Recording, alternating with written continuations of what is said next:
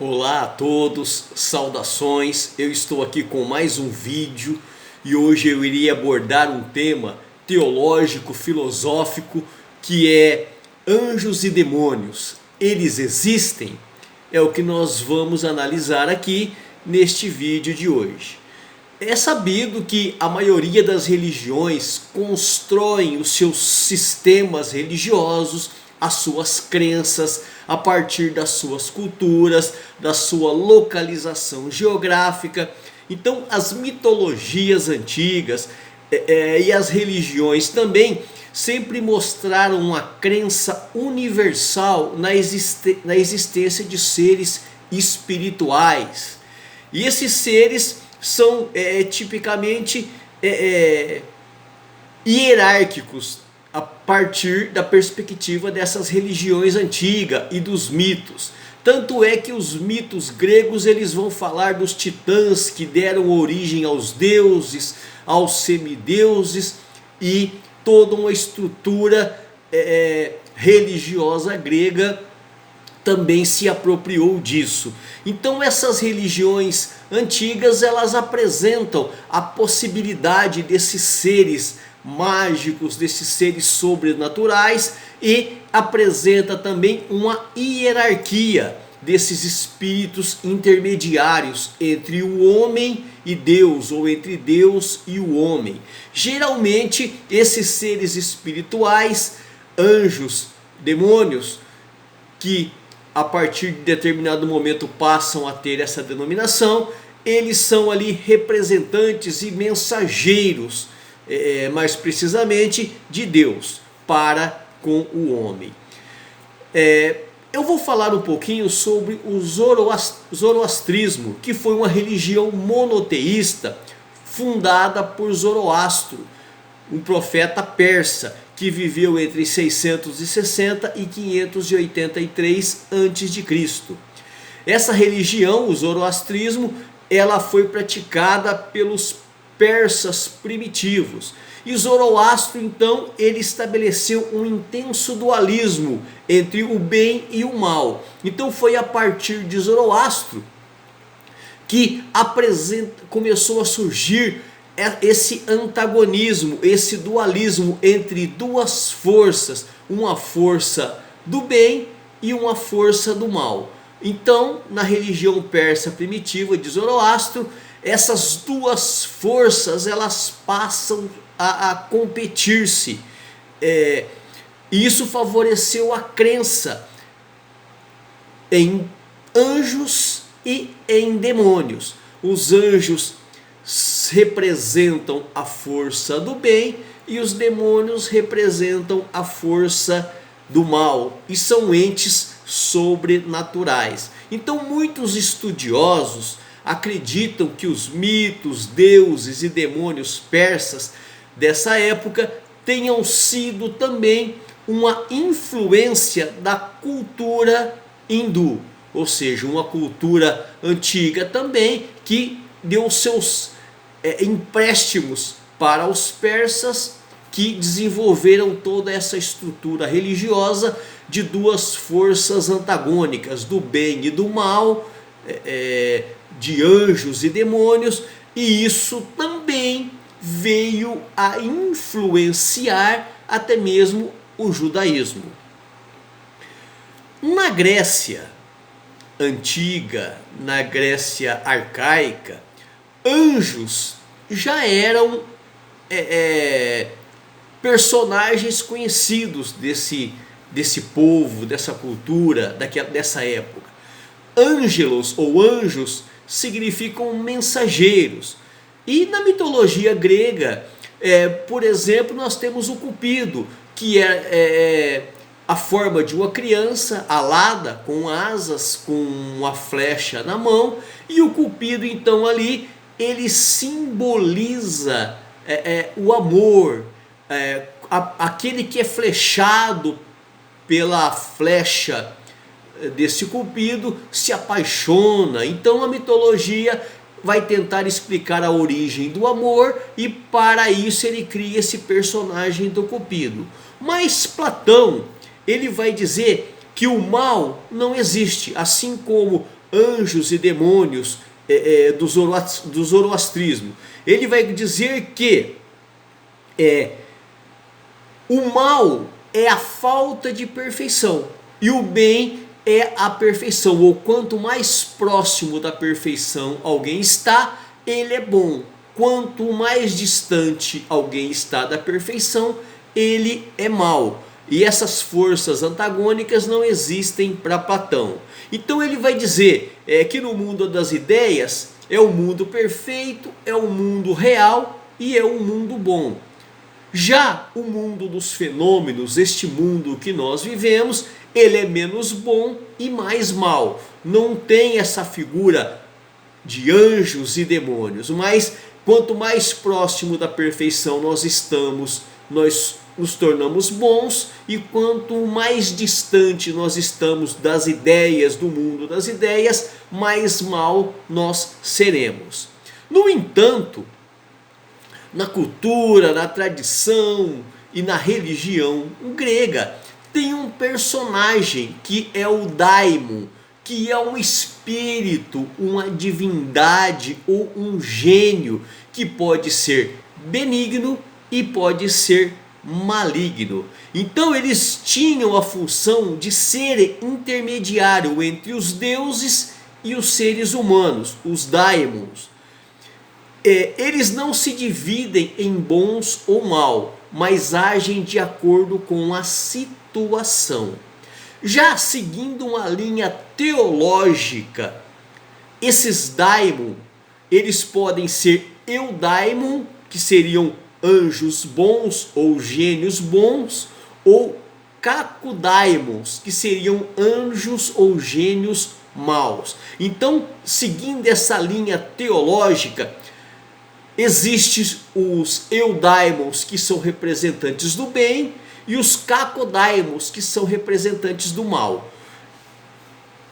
Cada ser humano, ao nascer, teria sido dado a esse ser humano um daimon, ou seja, um gênio para lhe acompanhar durante sua vida. Se fosse um eudaimon, um bom gênio, ou um bom anjo da guarda, vamos assim dizer, essa pessoa seria feliz.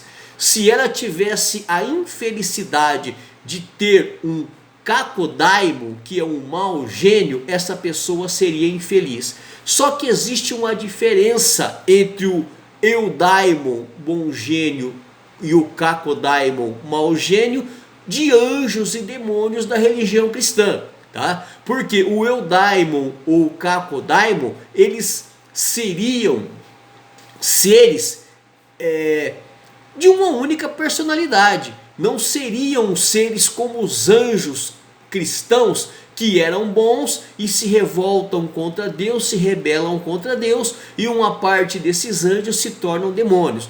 Não é nada disso. O eudaimon teria em sua natureza o ser bom, e o kakodaimon teria em sua natureza o ser mau, mas não no sentido cristão, no sentido de céu e inferno que o cristianismo ou que as religiões cristãs pregam. Seriam gênios, seriam daimons, espíritos bons ou maus por natureza, não conforme, volto a dizer, o que ensina o cristianismo.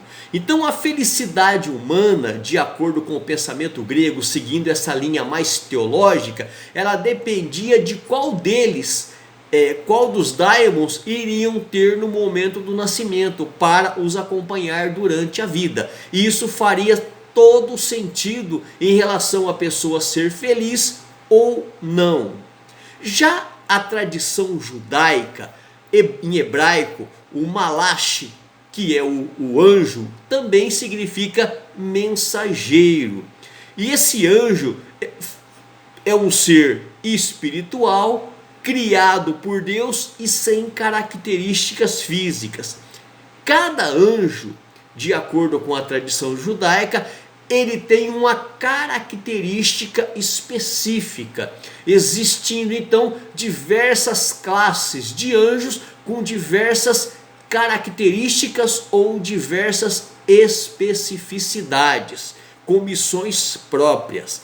Então, seguindo aqui o que diz a Bíblia, em Gênesis 6, do 1 ao 4, vai narrar que os filhos de Deus possuíram as filhas dos homens e lhes nasceram gigantes.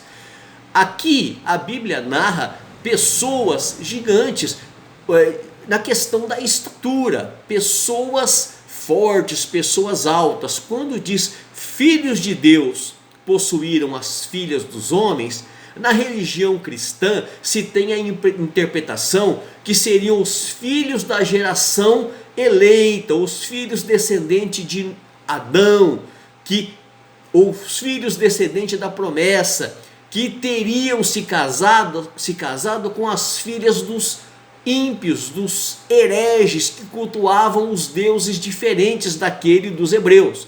Então existe essa interpretação. No entanto, no livro de Enoque, que é um livro apócrifo é um livro que não tem autoridade canônica, que não faz parte do cânon dos livros bíblicos. Então na Bíblia de Enoque, ou no livro de Enoque, que foi o sétimo depois de Adão e bisavô de Noé, ele fala sobre os nefilins, que eram pessoas poderosas e talvez de grande estatura. E no livro de Enoque dá a entender que quando se diz que os filhos de Deus se casaram com as filhas dos homens, seriam os filhos de Deus, os anjos, que vieram em forma humana e se relacionaram com as filhas dos homens e tiveram os gigantes, que são pessoas de grande estatura, que viriam com a missão de dizimar a descendência de Adão, o que tornaria impossível a vinda do Messias, porque o Messias viria dos descendentes de Adão. Então essa interpretação dada ao livro de Enoque é uma interpretação mais mitológica, porque os anjos teriam encarnado, teriam vindo em forma humana para ter relações sexuais com as filhas dos homens, diferentemente dos nefilins que a Bíblia narra, que seriam pessoas ímpias que haviam se casado com os filhos de Deus e gerado os nefilins, que seriam os gigantes, as pessoas fortes, as pessoas altas, os guerreiros daquela época. Então existe uma diferença de interpretação nisso.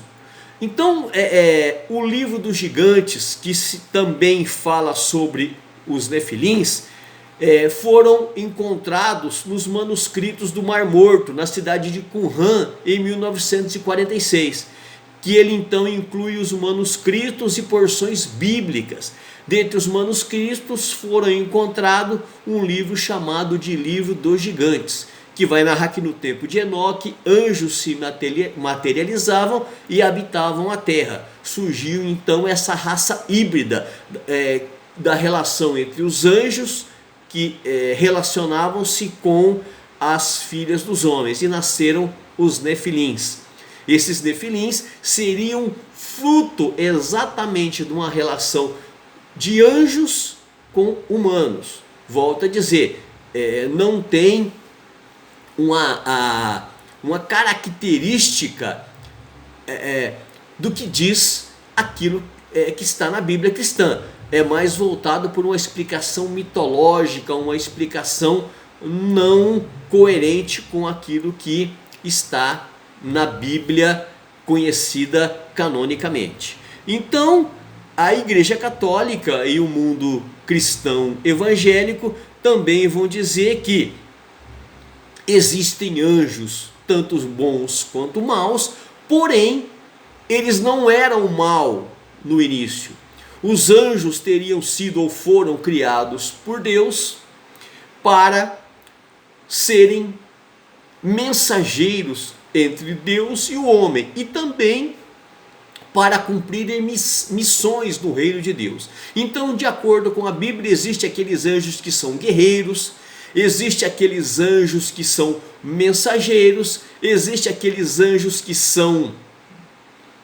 que prestam louvores a Deus. Então Deus revelou essa verdade, os anjos ou os seres espirituais, nas Sagradas Escrituras. Então Tomás de Aquino, que foi um grande teólogo católico, também conhecido como doutor angélico ou estudioso na questão dos anjos, ele vai dizer que cada anjo é um ser totalmente único, especialmente criado por Deus e dotado de poderes para conhecer, amar, agir e alegrar-se de uma maneira muito além, muito mais intensa do que a nossa.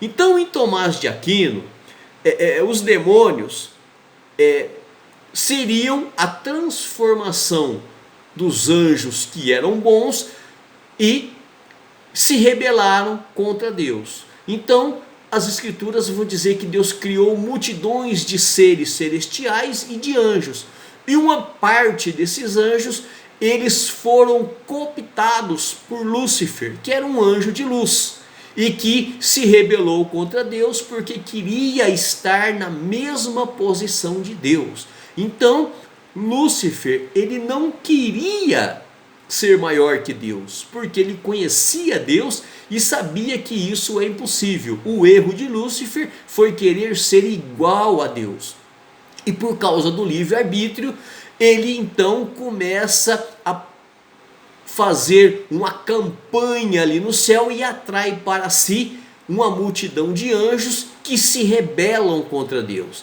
Então esses anjos recebem a condenação e se transformam em demônios. Então Deus criou uma multidão de anjos e Deus criou todos eles bons. É isso que diz Tomás de Aquino. Alguns anjos rejeitam a Deus ou a autoridade de Deus e se rebelam contra ele.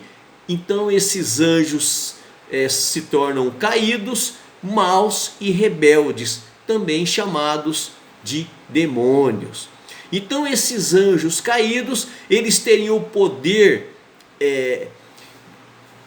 o intuito de combater Deus e toda a sua obra, principalmente o ser humano, que ele é o ápice da criação de Deus. Então, como esses anjos receberam em si a condenação, eles querem destruir aquilo que Deus criou para ter a vida eterna, que é o homem.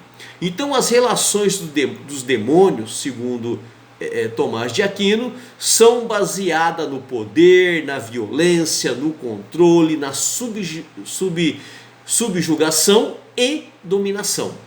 Então os demônios, eles tentam as pessoas a pecar e atrair gradualmente os seres humanos para a sua rebelião.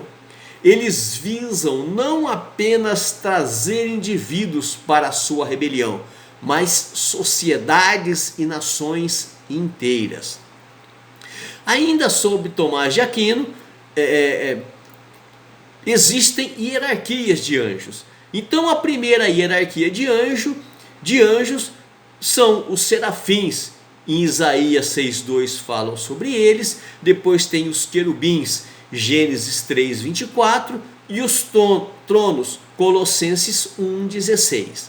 Existe uma segunda hierarquia, que são as dominações, que está em Éfeso 1,21, virtudes também em Éfeso 21, e potestade, Éfeso 1,21 e 1 Pedro 3,22. E existe também a terceira hierarquia, que é composta por principados, está em Colossenses 1,16, arcanjos, Daniel 10, 13 e 21, e anjos. Portanto, existem algumas explicações. Existe a explicação cultural, existe a explicação mística, existe a explicação mitológica e a explicação religiosa para esses seres tão instigantes e que nós muitas vezes nos questionamos sobre a existência deles. Então é óbvio que para quem não crê, Para os ateus, que são muito estudiosos, os ateus eles estudam muito para eles poderem defenderem os seus argumentos de que não existe nada que fuja da matéria. Também existem as explicações religiosas para aqueles que creem que além da matéria existe algo que passa os limites da física, que entra no mundo dos espíritos. Sócrates acreditava nisso. Sócrates acreditava que existia o homem é um ser dualista composto de um corpo e uma alma e uma psique, diferentemente da alma ou da psique da religião. Não tem nada de céu, inferno, anjos e demônios. Para Sócrates, o homem ele é composto pela matéria, que é mortal, que é finita, e pela psique. A psique ela é imortal, ela transcende os limites da física e alcança a metafísica. Bom, eu termino aqui este vídeo, apresentei algumas ideias, algumas possibilidades para que você creia ou para que você deixe de crer na existência desses seres. A partir disso, faça suas análises, suas pesquisas, aprofunde-se naquilo que você deseja buscar e que este vídeo seja apenas uma fonte de inspiração para que você se interesse pelo tema e a partir disso se aprofunde. Um abraço a todos e em breve voltarei com mais vídeo. Até mais.